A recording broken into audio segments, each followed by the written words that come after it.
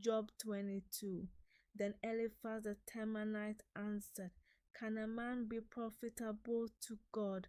Surely he who is wise is profitable to himself. Is it any pleasure to the Almighty that you are righteous? Or does it benefit him that you make your ways perfect? Is it for your piety that he reproves you, that he enters with you into judgment? Isn't your wickedness great? Neither is there any end to your iniquities. For you have taken pledges from your brother for nothing, and stripped the naked of their clothing. You haven't given water to the weary to drink, and you have withheld bread from the hungry. But as for the mighty man, he had the earth. The honorable man, he lived in it. You have sent widows away empty, and the arms of the fatherless have been broken. Therefore snares are round about you, sudden fear troubles you, or darkness, so that you cannot see, and floods of waters cover you. Isn't God in the heights of heaven? See the height of the stars, how high they are. You say, what does God know? Can he judge through the thick darkness? Thick clouds are a covering to him, so that he doesn't see. He walks on the vault of the sky. Will you keep the old way which wicked men have trodden, who were snatched away before their time, whose foundation was poured out as a stream, who said to God, depart from us, and what can the Almighty do for us? Yet he filled their houses with good things. But the counsel of the wicked is far from me. The righteous see it and are glad. The innocent laugh them to scorn, saying, surely those who rose up against us are cut off. The fire has consumed the remnant of them. Acquaint yourself with him now, and be at peace. Thereby good shall come to you. Please receive instruction from his mouth, and lay up his words in your heart. If you return to the Almighty, you shall be built up. If you put away unrighteousness far from your tents, lay your treasure in the dust, the gold of Ophir among the stones of the brooks. The Almighty will be your treasure, precious silver to you. For then shall you delight yourself in the Almighty, and shall lift up your face to God. You shall make your prayer to him, and he will hear you. You shall pay your vows. You shall also decree a thing, and it shall be established to you. Light shall shine on your ways. When they cast down, you shall say, be lifted up. He will save the humble person. He will even deliver him who is not innocent. Yes, he shall be delivered through the cleanness of your hands. Job 23. Then Job answered, even today is my complaint rebellious. His hand is heavy in spite of my groaning. Oh, that I knew where I might find him, that I might come even to his seat. I would set my cause in order before him, and fill my mouth with arguments. I would know the words which he would answer me, and understand what he would tell me. Would he contend with me in the greatness of his power? No, but he would listen to me. There the upright might reason with him, so I should be delivered forever from my judge. If I go east, he is not there. If west, I can't find him. He works to the north, but I can't see him. He turns south, but I can't catch a glimpse of him. But he knows the way that I take. When he has tried me, I shall come forth like gold. My foot has held fast to his steps. His way have I kept, and not turned aside. I haven't gone back from the commandment of his lips. I have treasured up the words of his mouth more than my necessary food. But he stands alone, and who can oppose him? What his soul desires, even that he does. For he performs that which is appointed for me. Many such things are with him. Therefore I am terrified at his presence. When I consider, I am afraid of him. For God has made my heart faint. The Almighty has terrified me, because I was not cut off before the darkness. neither did he cover the thick darkness from my face. Job 24. Why aren't times laid up by the Almighty? Why don't those who know him see his days? There are people who remove the landmarks. They violently take away flocks and feed them.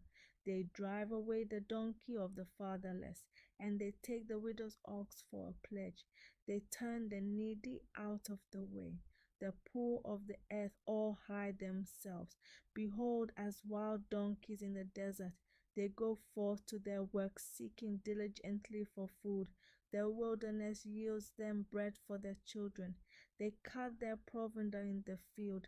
They glean the vineyard of the wicked.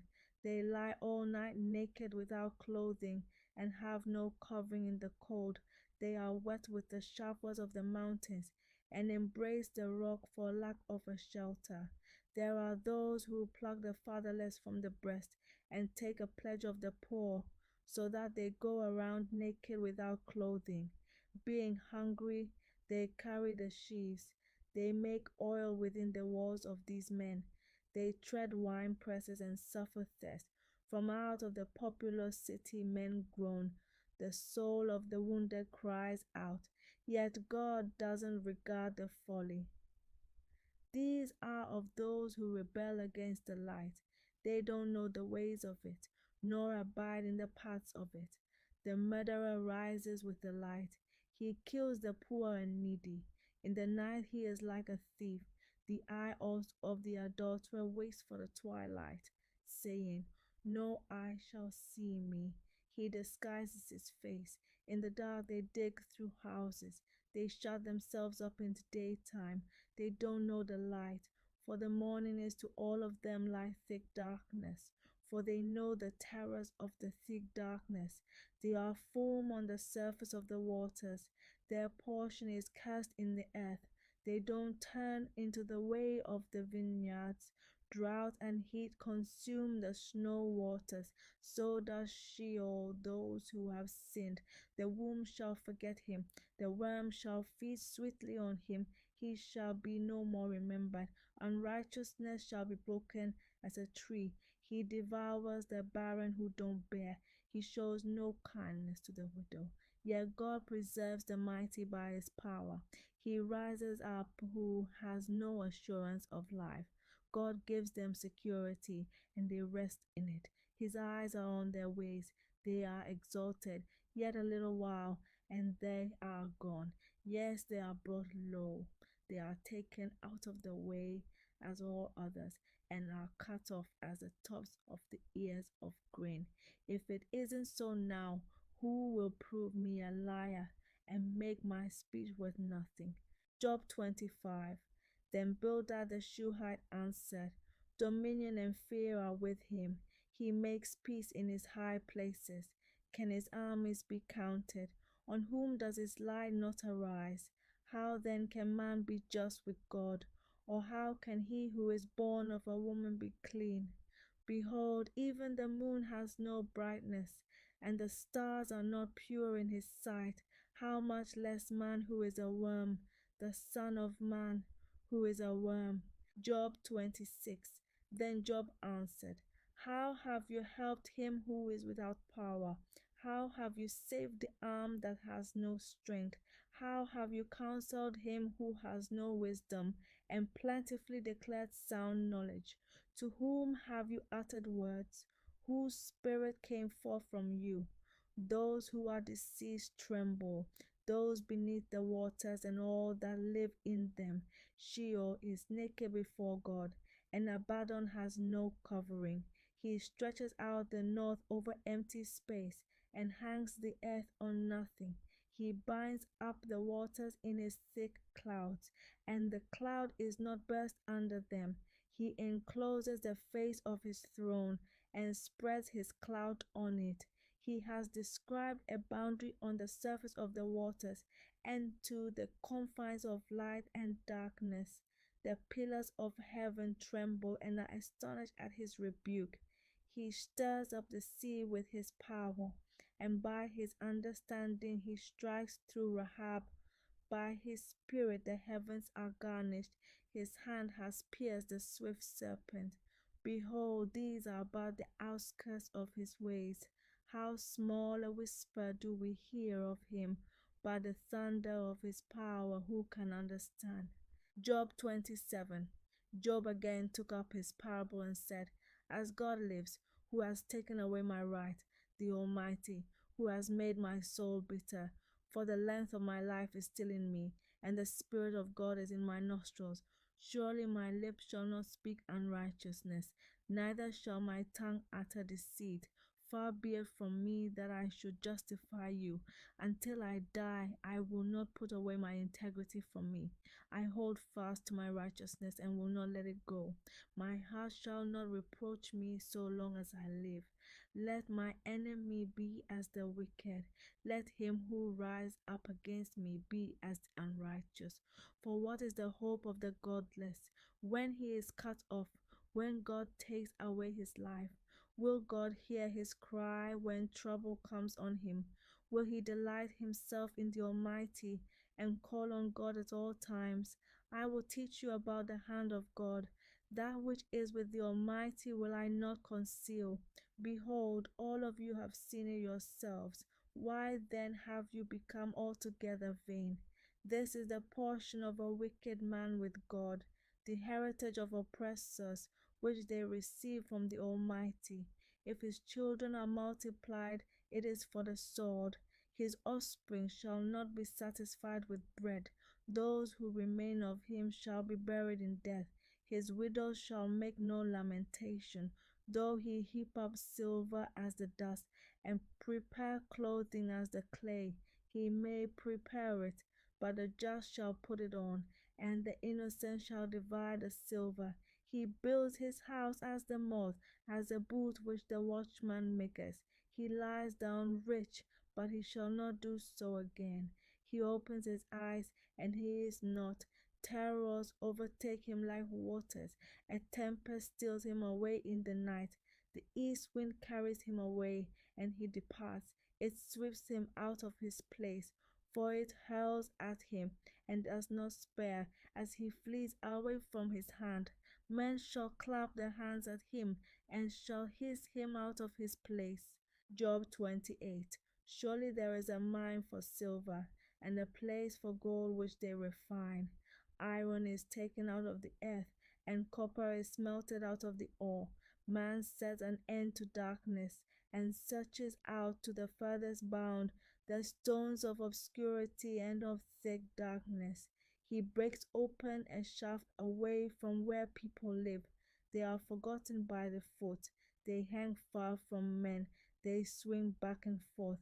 As for the earth, out of it comes bread. Underneath it is turned up as it were by fire. Sapphires come from its rocks. It has dust of gold, that path no bird of prey knows, neither has the falcon's eye seen it.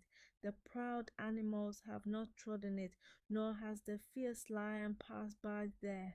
He puts forth his hand on the flinty rock, and he overturns the mountains by the roots. He cuts out channels among the rocks. His eye sees every precious thing. He binds the streams that they don't trickle. The thing that is hidden he brings forth to light. But where shall wisdom be found? Where is the place of understanding? Man doesn't know its price, neither is it found in the land of the living. The deep says, it isn't in me. The sea says, it isn't with me. It can't be gotten for gold, neither shall silver be weighed for its price. It can't be valued with the gold of Ophir, with the precious onyx or the sapphire. Gold and glass can't equal it, neither shall it be exchanged for jewels of fine gold. No mention shall be made of coral or of crystal. Yes, the price of wisdom is above rubies. The topaz of Ethiopia shall not equal it, neither shall it be valued with pure gold. Whence then comes wisdom? Where is the place of understanding? Seeing it is hidden from the eyes of all living, and kept close from the birds of the sky. Destruction and death say, we have heard a rumor of it with our ears. God understands its way, and he knows its place. For he looks to the ends of the earth and sees under the whole sky. He establishes the force of the wind. Yes, he measures out the waters by measure. When he made a decree for the rain and a way for the lightning of the thunder, then did he see it and declare it. He established it, yes, and searched it out. To man he said, Behold, the fear of the Lord, that is wisdom. To depart from evil is understanding.